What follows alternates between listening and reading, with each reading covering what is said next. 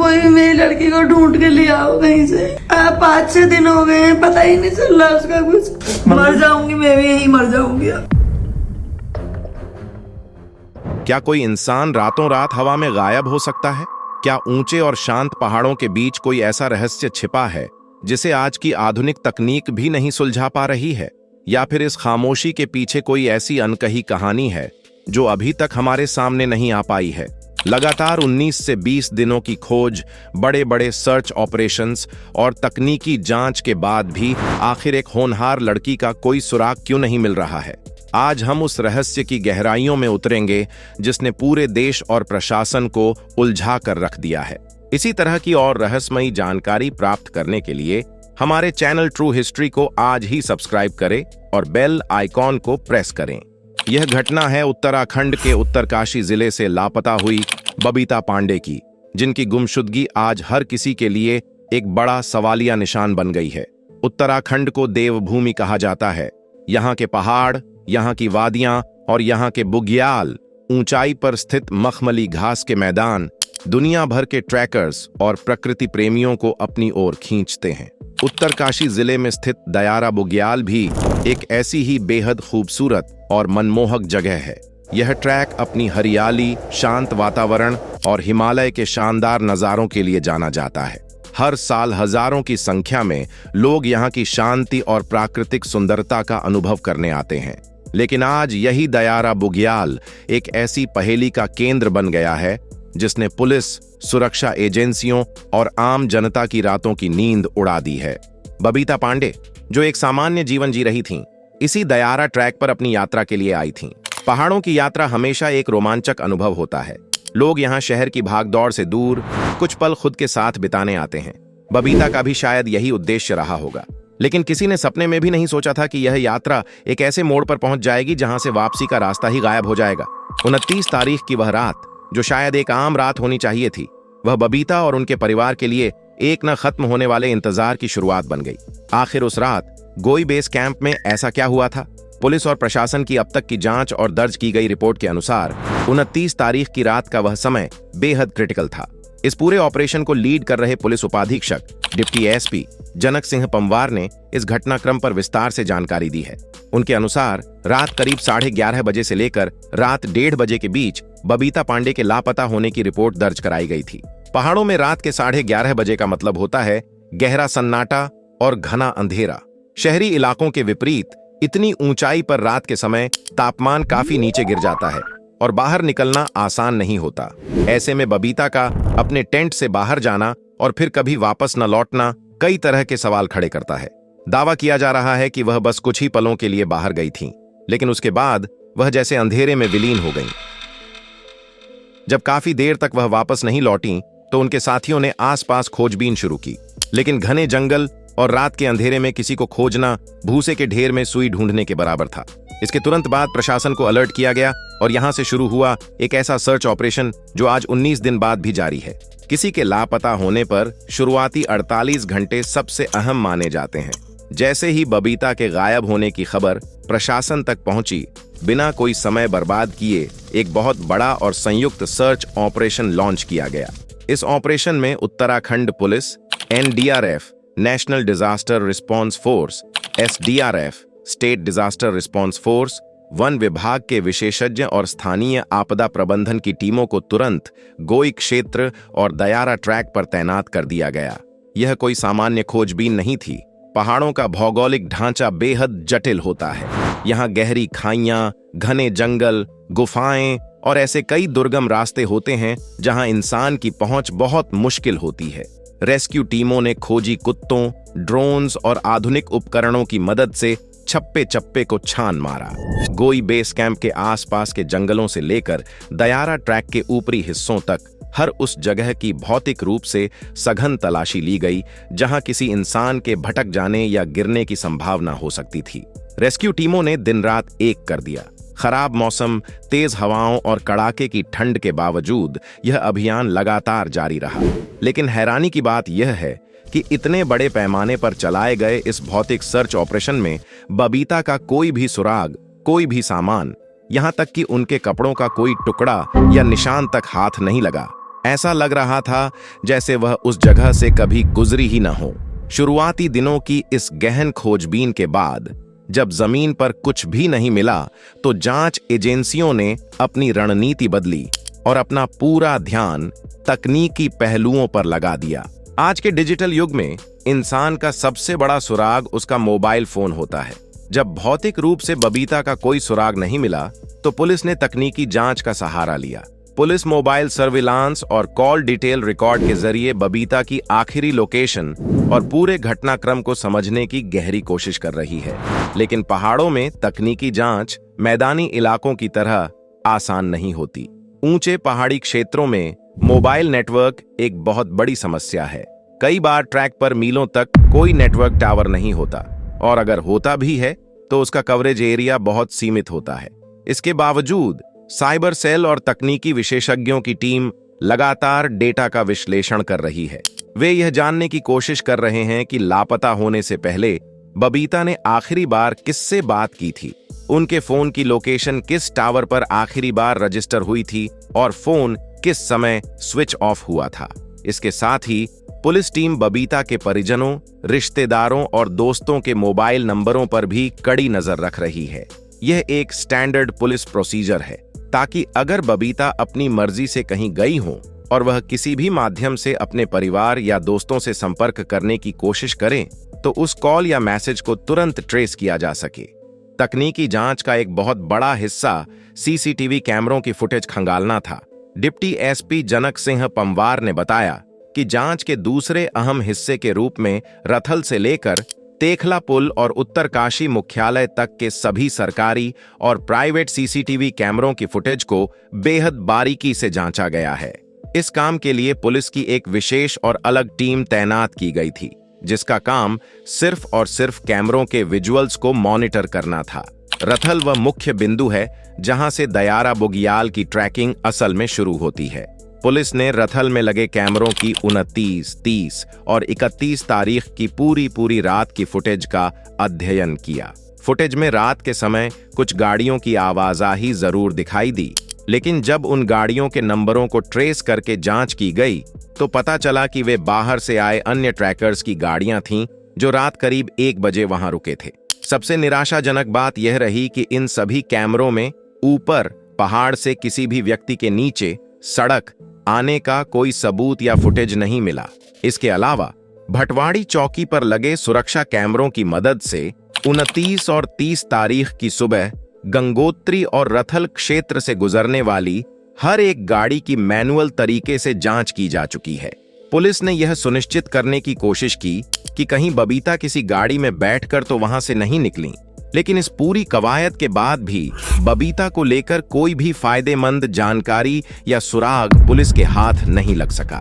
पहाड़ों के इस कठिन भूगोल में तकनीकी उपकरण भी अक्सर दम तोड़ देते हैं।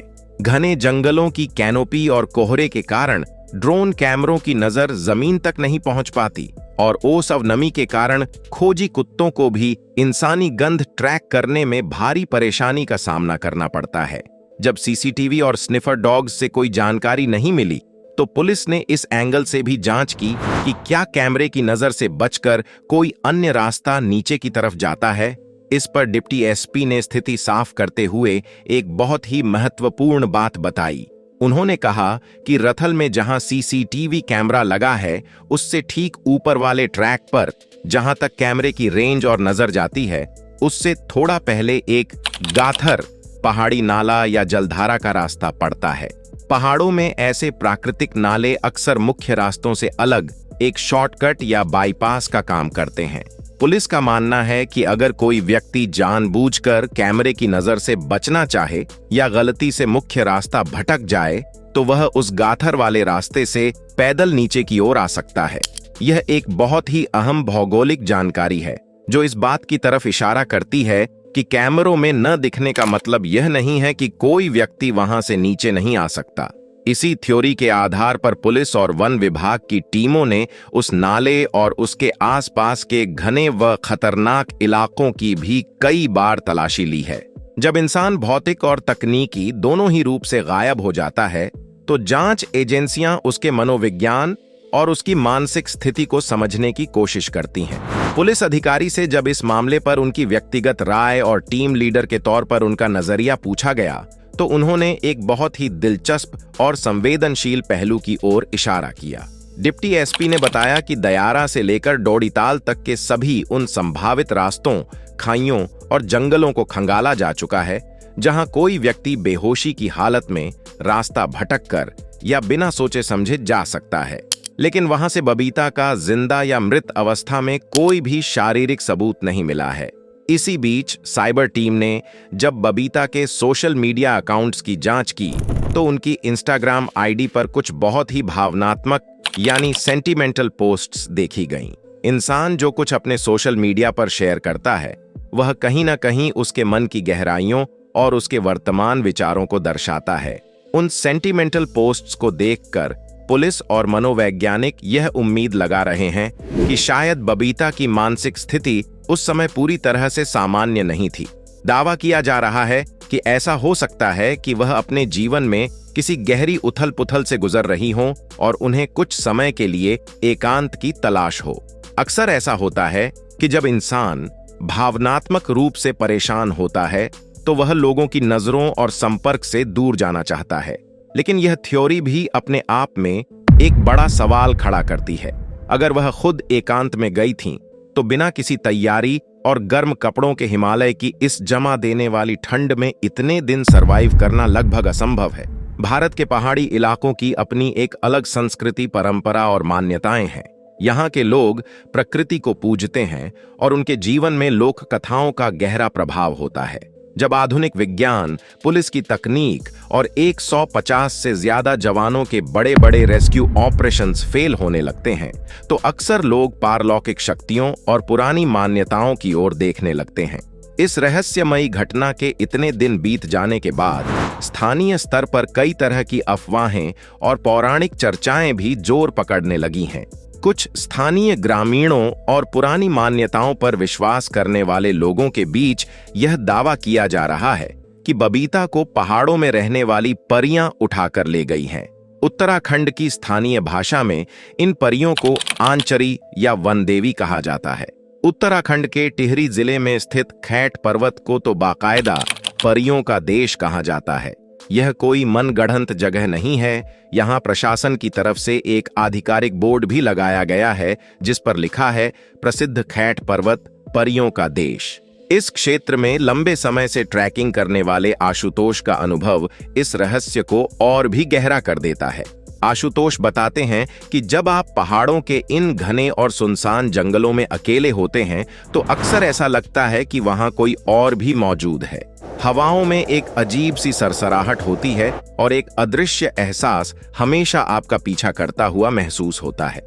आशुतोष बताते हैं कि पहाड़ों में जाने के कुछ बेहद सख्त नियम होते हैं। हमारे बुजुर्ग आज भी हिदायत देते हैं कि ऊंचाई वाले बुग्यालों में कभी चमकीले, लाल या भड़कीले कपड़े पहनकर नहीं जाना चाहिए। सबसे बड़ी बात, इन जगहों पर तेज आवाज में बोलना, चिल्लाना या किसी भी तरह का संगीत, म्यूजिक बजाना पूरी तरह से वर्जित है। माना जाता है कि शांति भंग होने से वहां की अदृश्य शक्तियां नाराज हो जाती हैं। अब इस नियम को बबीता के गायब होने वाले घटनाक्रम से जोड़कर देखिए। उस रात गोई बेस कैंप में बबीता अपने टेंट से बाहर क्यों आई थीं? पुलिस रिकॉर्ड और उनके दोस्तों के बयान के मुताबिक वह रात के 11:30 बजे ईयरफोन लगाकर म्यूजिक सुनने के लिए बाहर निकली थीं। पहाड़ों के उस घने सन्नाटे में जहां म्यूजिक सुनना या शोर करना पूरी तरह मना है, बबीता का रात के अंधेरे में म्यूजिक सुनना स्थानीय लोगों के उस शक को यकीन में बदल रहा है कि उसने अनजाने में पहाड़ों का वह प्राचीन नियम तोड़ दिया था जिससे आंचरियां आकर्षित हो गईं। पहाड़ों में चौड़ा गांव की 9 बहनों की कहानी आज भी लोगों के रोंगटे खड़े कर देती है। लोक मान्यता है कि पुराने समय में चौड़ा गांव में आशा रावत नाम की एक महिला की 9 बेहद सुंदर बेटियां थीं। जब वे महज 12 साल की थीं तो एक दिन सुबह के धुंधलके में उन्होंने खैट पर्वत की तरफ एक रहस्यमयी और सम्मोहित कर देने वाली रोशनी देखी। वे 9 बच्चियां किसी अदृश्य खिंचाव के वशीभूत होकर उस रोशनी के पीछे पीछे घने जंगलों में चली गईं और फिर कभी लौटकर नहीं आईं। माना जाता है कि वे ही परियां बन गईं और आज भी खैट पर्वत की उन 9 चोटियों पर रहकर पूरे क्षेत्र की रक्षा करती हैं। इससे भी ज्यादा हैरान करने वाली और बबीता के केस से हूबहू मिलने वाली लोक कथा जीतू बगड़वाल की है। जीतू एक बेहद स्मार्ट और खूबसूरत लड़का था जो बहुत मधुर बांसुरी बजाता था। कहा जाता है कि एक बार खैट पर्वत के पास से गुजरते हुए उसने अपनी बांसुरी बजानी शुरू कर दी। उसकी धुन इतनी सुरीली थी कि परियां, आंचरियां उस पर मोहित हो गईं और उसे हमेशा के लिए अपनी रहस्यमयी दुनिया में ले गईं। जीतू फिर कभी नहीं मिला, लेकिन सबसे बड़ा और खौफनाक कनेक्शन यह है कि जिस वक्त जीतू को परियां ले गईं, उस वक्त वह अपनी बहन के ससुराल उसे लेने जा रहा था। और उसकी बहन का ससुराल कौन सा गांव था? वह था रैथल गांव। जी हां, बिल्कुल सही सुना आपने। ये वही रैथल गांव है जो दयारा बुग्याल का बेस कैंप है और जहां से बबीता ने अपना यह आखिरी ट्रैक शुरू किया था। जीतू का संगीत, रैथल गांव का कनेक्शन और अब बबीता का रैथल से ट्रैक शुरू करना और रात में म्यूजिक सुनना, ये सारे इत्तेफाक दिमाग को सुन्न कर देने वाले हैं। हालांकि आधुनिक जांच एजेंसियां और वैज्ञानिक नजरिया रखने वाले लोग ऐसी बातों को बिल्कुल भी मान्यता नहीं देते हैं। इस पूरे मामले पर उत्तरकाशी के स्थानीय निवासी और एक बेहद अनुभवी ट्रैकर माधव जोशी ने अपना पक्ष बहुत ही स्पष्ट तरीके से रखा। उन्होंने कहा कि पहाड़ों में लोक कथाओं और पुरानी मान्यताओं का अपना एक सम्मानजनक स्थान है, लेकिन किसी इंसान के गायब होने जैसे बेहद गंभीर और संवेदनशील मामले को सीधे तौर पर अंधविश्वास से नहीं जोड़ा जाना चाहिए। माधव जोशी ने जोर देते हुए कहा कि दयारा क्षेत्र में दशकों से ट्रैकिंग होती आ रही है। हर साल अनगिनत लोग यहां आते हैं और सुरक्षित वापस जाते हैं। इसलिए इस घटना को किसी अलौकिक शक्ति से जोड़ने के बजाय इसे पूरी तरह से तथ्यों, तर्कों और वैज्ञानिक जांच के आधार पर ही समझा जाना चाहिए। उन्होंने स्थानीय लोगों और सोशल मीडिया यूजर्स से यह अपील भी की है कि वे किसी भी तरह की अफवाहों को हवा न दें और जांच एजेंसियों को बिना किसी दबाव के अपना काम करने दें। 19 दिन एक बहुत लंबा समय होता है। बबीता के परिवार वालों के लिए एक एक पल एक युग के समान बीत रहा है। वे लगातार प्रशासन के संपर्क में हैं और अपनी बेटी के सुरक्षित वापस लौटने की आस लगाए बैठे हैं। उनका दर्द और उनकी बेचैनी शब्दों में बयान नहीं की जा सकती। पुलिस और प्रशासन ने हार नहीं मानी है। यद्यपि अब तक कोई ठोस सुराग नहीं मिला है, लेकिन जांच अभी भी थाना स्तर से लेकर जिला स्तर तक पूरी मुस्तैदी के साथ जारी है। इस केस में अब हर उस छोटी सी छोटी बात का दोबारा विश्लेषण किया जा रहा है जिसे शायद पहले नजरअंदाज कर दिया गया हो। बबीता के साथ गए लोगों से भी पूछताछ की प्रक्रिया चल रही है ताकि उस रात के घटनाक्रम को बिना किसी चूक के समझा जा सके। इसके अलावा पुलिस उन सभी रास्तों का एक नया मैप तैयार कर रही है जो दयारा बुग्याल से दूसरे जिलों या राज्यों की ओर जाते हैं। बबीता पांडे का लापता होना सिर्फ एक गुमशुदगी का मामला नहीं है, यह एक ऐसा उलझा हुआ चक्रव्यूह बन गया है जिसने विज्ञान से लेकर लोक कथाओं तक हर चीज पर सवाल खड़े कर दिए हैं। क्या वह सच में रास्ता भटक गईं? क्या वह जानबूझकर दुनिया की नजरों से दूर चली गईं? या फिर इसके पीछे पहाड़ों का कोई ऐसा प्राचीन सच है जिसे हम आज की मशीनों से नहीं देख सकते? फिलहाल हम बस यही प्रार्थना कर सकते हैं कि प्रशासन की मेहनत रंग लाएगी और जल्द ही इस अनसुलझे रहस्य से पर्दा उठेगा। इस केस से जुड़ी हर छोटी बड़ी अपडेट और फैक्ट बेस्ड जानकारी हम आप तक पहुंचाते रहेंगे। बिना किसी पुख्ता सबूत के किसी भी नतीजे पर पहुंचना या झूठे दावों को सच मान लेना बिल्कुल गलत है। इस मामले में पहेलियां सुलझने के बजाय और भी उलझती जा रही हैं। जहां एक तरफ पुलिस की आधुनिक तकनीकें हार मानती दिख रही हैं, वहीं दूसरी तरफ स्थानीय लोगों की लोक कथाएं और डरावने इत्तेफाक इस केस को एक बिल्कुल अलग और रहस्यमयी दिशा में मोड़ रहे हैं जो हर किसी को हैरान कर रहा है। दोस्तों, आपको क्या लगता है? क्या 21वीं सदी में बबीता पांडे का गायब होना इंसानी दुनिया का कोई ऐसा क्राइम है जो पुलिस की नजरों से बच गया है, या फिर सच में पहाड़ों के सन्नाटे में ऐसी कोई ऊर्जा मौजूद है जो आधुनिक विज्ञान की पहुंच से बहुत दूर है? रैथल गांव, म्यूजिक और जीतू बगड़वाल के इस खौफनाक इत्तेफाक पर आपकी क्या राय है? आप लॉजिक और साइंस पर यकीन करते हैं या पहाड़ों की इन सदियों पुरानी किंवदंतियों पर? अपनी बेबाक राय हमें कमेंट सेक्शन में जरूर बताएं। अगर आपको हमारी यह गहराई से की गई इन्वेस्टिगेशन और पहाड़ों के अनकहे रहस्यों की यह प्रस्तुति पसंद आई हो तो इस वीडियो को तुरंत लाइक करें। देश और दुनिया के ऐसे ही अनसुलझे रहस्यों, निष्पक्ष ग्राउंड रिपोर्ट्स और फैक्ट बेस्ड जर्नलिज्म के लिए हमारे चैनल को अभी सब्सक्राइब करें और बेल आइकन दबाना बिल्कुल न भूलें ताकि कोई भी जरूरी अपडेट आपसे मिस न हो। सच की तह तक जाना ही हमारा काम है। हमेशा सच के साथ खड़े रहें, जागरूक रहें। इस विस्तृत रिपोर्ट को अंत तक देखने के लिए आपका बहुत बहुत धन्यवाद। जय हिंद।